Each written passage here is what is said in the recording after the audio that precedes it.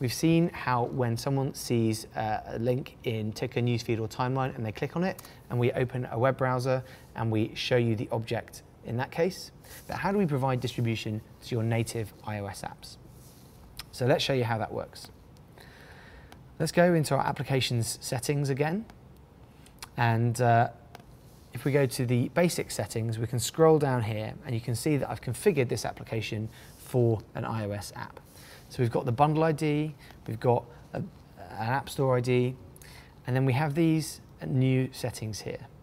Once I've configured my application for single sign-on, then there's this switch here, native deep linking. So this time I'm going to set that to enabled, save the changes, and now let's see what effect that's had. So let's jump back to the Facebook native iOS app. Let's go back to my timeline and refresh.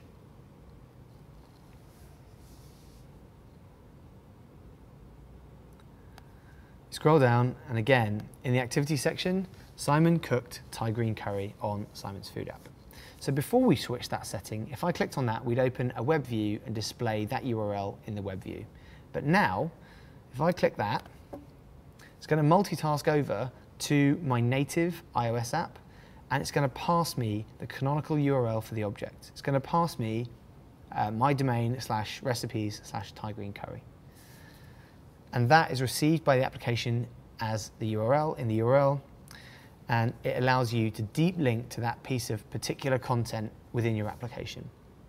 And if this app wasn't installed on that device, what we'd go to is the App Store, which allows you to download and install that app from the App Store, distribution for your native app through social and through the Open Graph.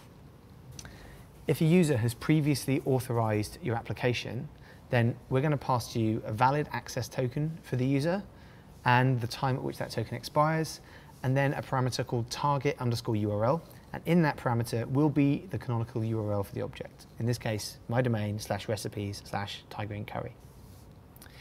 If the user hasn't authorized your application and you don't have a valid access token for the user, then we won't pass the access token or the expiry, we'll just pass the target URL into your application. And at that point, you know that the user came from Facebook and you know exactly which object you should show them in your native app, and you should probably, if you want them to publish an action, authenticate.